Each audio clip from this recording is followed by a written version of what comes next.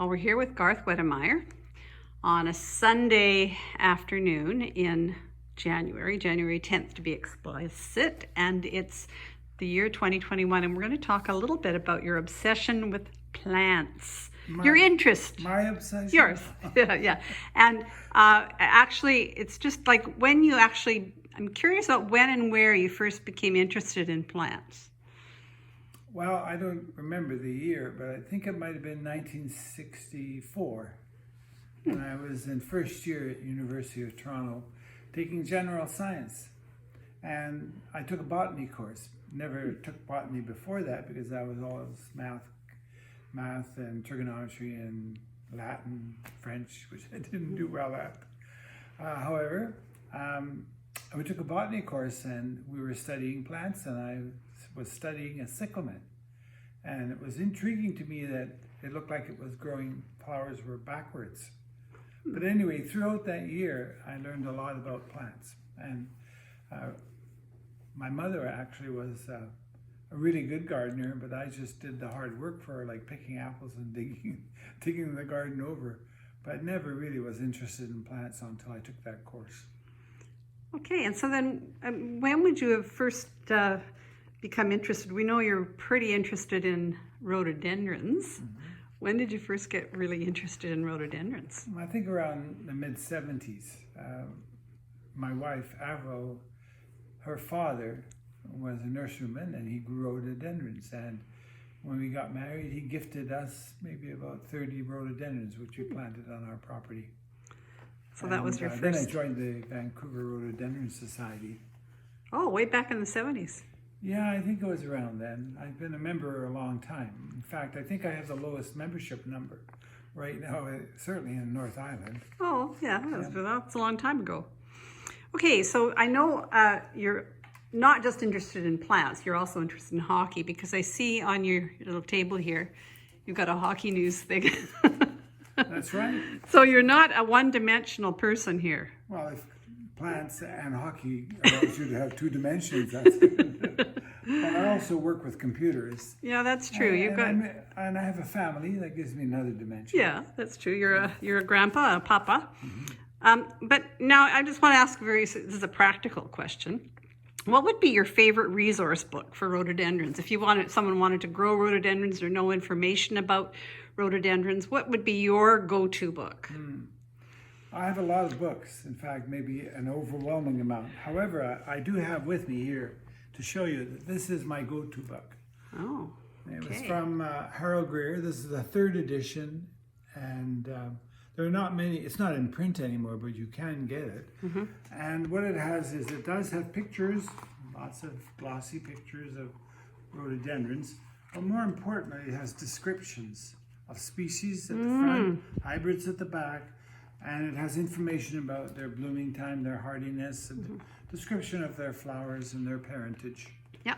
Can you I'm going to stop you right there because you talked about hybrids. Can you just tell me a quick and easy way to understand the difference between species and hybrid rhododendrons?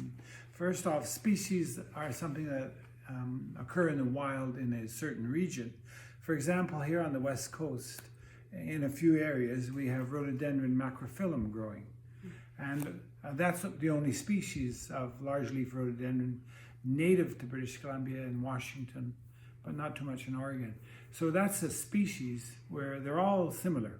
Maybe different color of flowers, but they all belong together like we do as, say, Homo sapiens, which is probably a broader classification than I want to get into discussing. But in rhododendron stuff, you'll have geographically localized plant that are basically the same, that is called a species. So when you take two of these species, different species, and combine them by putting the pollen on the stigma of another flower, you can create a hybrid.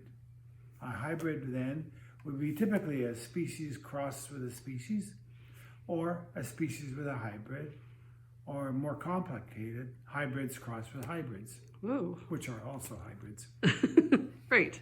Okay, that's good. That's actually good. That's good for us those of us who may not be as scientifically minded or even particularly botanically minded. Now, I have another question. This is more about maybe your heart, but it also has to do with rhododendrons. What is it about rhodos that fascinate you? Well, that there's such a variety of plants. They start blooming sometime in, well, it could be in Victoria area about November, December, and go all the way to July, August. And different species and different varieties. They're colorful. They're wonderful to grow in the garden, except when they get too tall in front of your front windows, then you have to move them. Yeah. Yeah. And I know you've talked a lot often about foliage is often, some of the main reasons that people grow certain, varieties, right? And this is especially true for species because there's a greater variation of foliage types in species than there are in hybrids. Okay. Hybrids tend all to be about the same, a low shrub, very floriferous, green, many years, atypical large leaf plant. But when you grow species, you get quite a variety of different leaf forms. In fact, my favorite plant is one called Pachysanthem. Oh, yes. And it's more like a spear-shaped plant, a bit brownish, comes from Taiwan. Very nice. Yeah. Oh, that's very good. So when you think about rhododendrons, I often, I'm talking to people about rhododendrons, and when they find out that I'm married to you and you know a lot about rhododendrons, they assume that perhaps some of that has rubbed off on me. So they will say to me, oh, well, yes, I like rhododendrons, and that's fine for you, but I don't like big plants.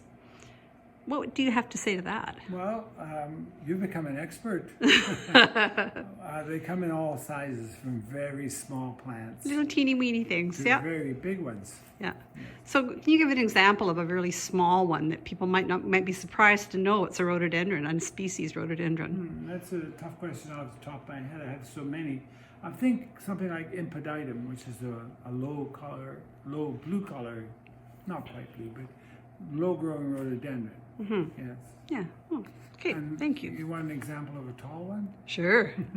That's a tall There's one. lots of them. Arboreum from Nepal and northeastern India. Yeah. And is a very tall growing plant. It goes to 30, 40 feet high. Wow. Forests of them. That's forests of them. Yeah. Swaths of them across mountainsides. Yeah. All right. Now, my last question for you today is, who inspires you with respect to your obsession with rhododendrons? Who currently inspires Yeah, who me? currently inspires you? Oh, there's different inspiration that you've had throughout my obsession. But currently, I have a friend who is actually the president of the Rhododendron Species Foundation. His name is Sean Rafferty, and he lives in Shirley, British Columbia. And he inspires me. And he's a wonderful collector, generous as anything. If you like a plant, he'll give it to you. Yeah. Also, another couple of people that inspire me. One is our local member, Bernie Guyder. I always love visiting Bernie and talking to him. And actually, I get inspiration from a guy from France, a person named Marc Colombel. And I happen to be, since Sue is going to talk to me here, I pulled up his website called rhododendron.fr, which is the domain name for France. So he has a website, and here he's showing pictures of a low-growing rhododendron called Campylogynum. So what's one of my favorite plants, as you can see, it's bell-shaped, doesn't grow more than 6 or 8 inches, 10, well, it depends on the species itself, but it's a low growing, and they can also be pruned if you know how to do that. But he inspires me because he's just so knowledgeable, and there are not a lot of people in France that you meet that belong to the American Rhododendron Society. And he's visited us a couple of times. Yeah, he's a favorite of mine too. And I know, just because I've had the privilege of meeting several of the people that I know inspire you. There are many more, and you. Well, I should mention one more. Steve Hootman. Oh, yeah. From the Rhododendron Species Foundation, and he's a plant explorer, a real live, Yeah. honest to goodness, goes out in the wild and collects plants. And he has incredible knowledge. He doesn't have to look things up when he gives talks, or Yeah. it's all up there. Just all there. I know, yeah. And you know, another person that you often talk about lives in Cobble Hill. The Murrays. Oh, yeah. It's not one person, and it's Liz. two. It's not yeah. just, yes, it's Yeah, two people. I know. And they're two dogs. Yeah. As far as Yeah, well. yeah. Yes, Alan Murray. Yeah. Wonderful Yeah. man. And we could go on and on. But I want to thank you today for sharing that. And I bet you can hardly wait to get out there and see what is blooming in the garden. Maybe even today. Here it is. It's January. Do you think there's any... Well, there are hellebores in bloom. And what's amazing also is my Hamamelis intermedia gelina is in bloom.